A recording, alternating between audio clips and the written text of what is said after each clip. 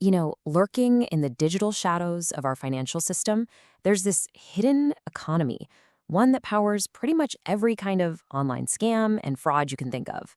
It's like an invisible infrastructure, and it all starts with a surprisingly simple, everyday tool. So let's pull back the curtain on this secret world. Okay, think about it. For any financial criminal, the biggest challenge isn't just stealing the money, it's moving it around without getting caught, right? So, how do they actually do it? How do they get money from scams or phishing or fraud and just make it vanish into the legitimate banking world? Well, that's the secret. It's so simple, it's brilliant. They don't use their own accounts. They operate through this whole network of ghost accounts, which are controlled by them, sure, but they legally belong to ordinary people. And this is the world of the money mule. To really get this, we need to dive into what fraud experts call the ghost account problem. And listen, these aren't fake accounts made from thin air. No, they're very real, which is exactly what makes them so incredibly dangerous.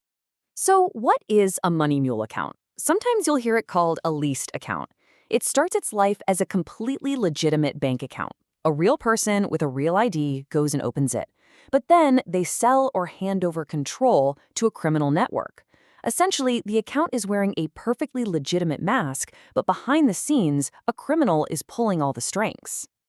And this is exactly why these accounts are so valuable to criminals.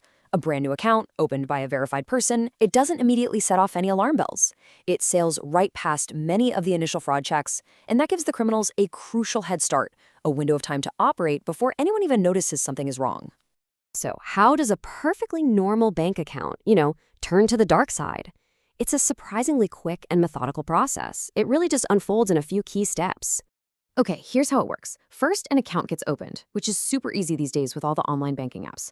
Second, the owner just hands over the keys, the login info, the password, usually for a pretty small payment. Third, the criminals immediately lock the original owner out. They change all the contact info, the password, everything. And finally, the account becomes what they wanted all along, a tool, a temporary hub for funneling dirty money. Now you have to ask, who are these people giving up their bank accounts? Well, they really fall into two main camps.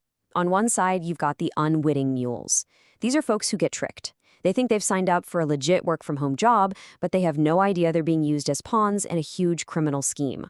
Then, on the other side, you have the complicit mules. These people know exactly what they're doing. They're willingly selling access to their accounts for quick cash. You might be wondering, why go through all this trouble, right? Why is a freshly opened account controlled by a mule the absolute perfect weapon for a financial criminal? Well, it all comes down to a few key advantages that it gives them. So their whole strategy is built on this. First, the account has a totally clean history. No weird activity, nothing to raise alarms.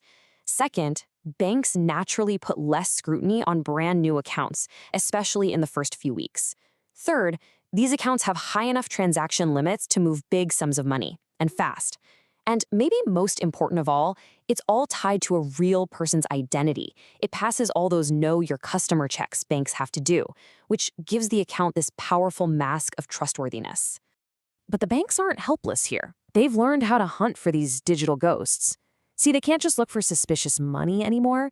They have to look for suspicious behavior, things that signal an account is not being controlled by its real owner.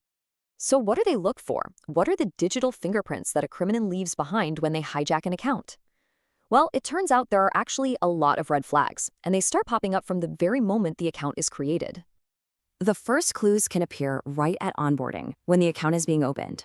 For instance, is the same device or IP address being used to open dozens of different accounts? Is the person using a VPN to hide their location? These are immediate signs that this might not be a regular customer, but part of an organized mule recruitment network. The next set of red flags pops up in the first month or two. And think about it, this makes total sense. Why would a normal person open a bank account and then immediately change their phone number, their email, and their password? They wouldn't. But a criminal taking over the account, that's the first thing they do to seize control. When security alerts get turned off, or the account is suddenly accessed from halfway across the world, the system definitely takes notice. And finally, of course, it comes down to the money itself. Mule accounts act like these temporary funnels. Money pours in from tons of different sources. Often, they're the victims of scams, and then it's immediately sent right back out. There's no normal spending, no saving, just a high volume of pass-through activity. The real giveaway is the sheer speed and the pattern of the transactions, which looks nothing like how a real person actually uses their bank account. Spotting these accounts isn't just some technical exercise for banks. It's really about protecting the entire financial system. And ultimately, it's about protecting all of us from the crimes that these accounts make possible. Seriously, every major online scam you hear about, from phishing emails to those sophisticated frauds that target businesses, it all relies on a network of Mule accounts to move the stolen money. Without these ghost accounts, it would be so much harder for criminals to actually profit from their crimes. If you shut down the mules, you shut down the scams. So the defense has to be multi-layered. It starts with smarter tech right at the sign-up stage, things like device fingerprinting. It means banks have to watch new accounts with extra care, especially for those first 90 days. And it relies on powerful analytics that can actually see the hidden connections between different accounts, revealing the footprint of an entire Mule network.